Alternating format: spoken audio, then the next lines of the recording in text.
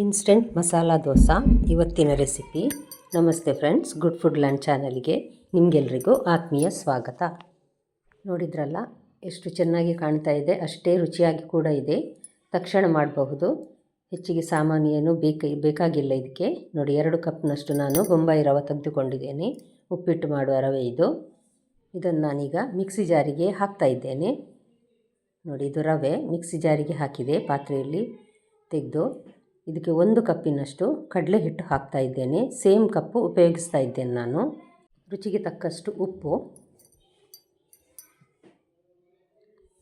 ಇದು ಒಂದು ಅರ್ಧ ಸಣ್ಣ ಚಮಚದಲ್ಲಿ ಸೋಡಾ ಪುಡಿ ಹಾಕ್ತಾ ಇದ್ದೇನೆ, ಬೇಕಿಂಗ್ ಸೋಡಾ. ಸೇಮ್ ಕಪ್ಪಲ್ಲೇ 1 ಕಪ್ಪಿನಷ್ಟು ದಪ್ಪ ಮೊಸರು, ಮತ್ತು ಒಂದು 2 ಗ್ಲಾಸ್ನಷ್ಟು ಅಂದರೆ 2 ಕಪ್ಪಿನಷ್ಟು ನೀರು ಹಾಕಿ ಒಂದು ಸಲ ಚೆನ್ನಾಗಿ ಈ ಚಮಚದಲ್ಲಿ ಮಿಕ್ಸ್ ಮಾಡುವ.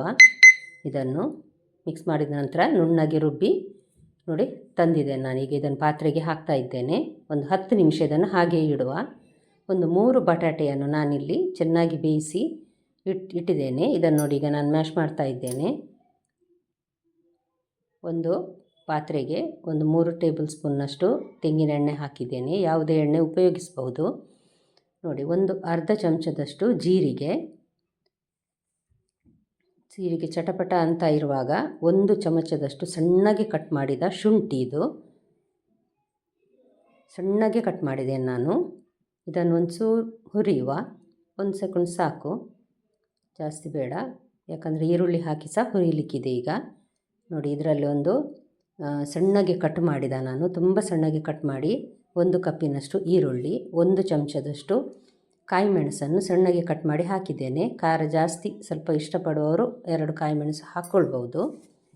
ಇದು ನೋಡಿ ಮ್ಯಾಶ್ ಮಾಡಿದ ಬಟಾಟೆ, ಇದನ್ನು ಹಾಕಿ ಚೆನ್ನಾಗಿ ಒಂದು ಸಲ ಮಿಕ್ಸ್ ಮಾಡಬೇಕು.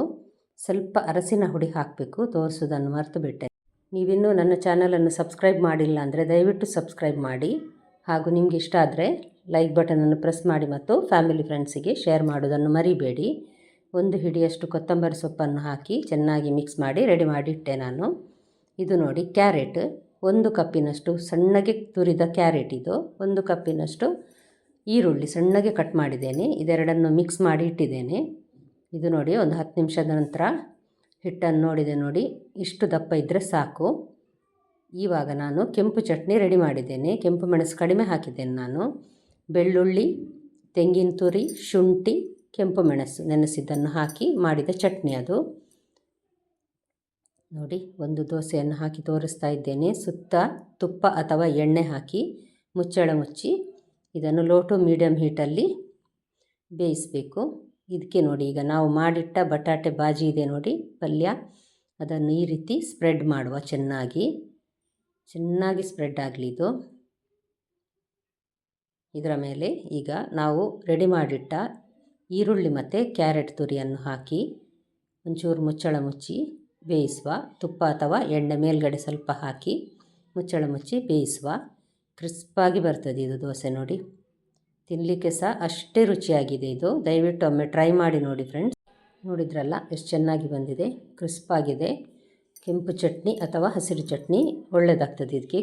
ಕೆಂಪು ಚಟ್ನಿಗೆ ಒಗ್ಗರಣೆದ ಅಗತ್ಯ ಇಲ್ಲ. ನೋಡಿ, ಇನ್ನೊಂದು ದೋಸೆಯನ್ನು ನಾನು ಹಾಕ್ತಾ ಇದ್ದೇನೆ ನೋಡಿ. ಕಬ್ಬಿಣದ ಕಾವಲಿ ಅಥವಾ ನಾನ್ ಸ್ಟಿಕ್ಕಲ್ಲಿ ಮಾಡಬಹುದು. ಮಧ್ಯಮ ಉರಿಯಲ್ಲಿಟ್ಟರೆ ಸಾಕು, ಲೋ ಟು ಮೀಡಿಯಮ್ ಹೀಟಲ್ಲಿ. ನೋಡಿ, ಸ್ವಲ್ಪ ಎಣ್ಣೆ ಹಾಕಿ ಅದೇ ರೀತಿ ಬಾಜಿ ಹಾಕಿ ಮಾಡಿದ್ದೇನೆ ನಾನು. ಹಾಗಾದರೆ ನಿಮಗೆ ಇವತ್ತಿನ ರೆಸಿಪಿ ತುಂಬ ಇಷ್ಟ ಆಗಿರ್ಬೋದು ಅಂತ ತಿಳ್ಕೊಳ್ತೇನೆ ಫ್ರೆಂಡ್ಸ್. ದಯವಿಟ್ಟು ಲೈಕ್ ಬಟನನ್ನು ಪ್ರೆಸ್ ಮಾಡಿ. ನಾಳೆ ಇನ್ನೊಂದು ಹೊಸ ಅಡುಗೆಯೊಂದಿಗೆ ನಿಮ್ಮನ್ನು ಮತ್ತೆ ಭೇಟಿ ಆಗ್ತೇನೆ ನಾನು. ನೋಡಿದ ಎಲ್ಲ ವೀಕ್ಷಕರಿಗೆ ಧನ್ಯವಾದ.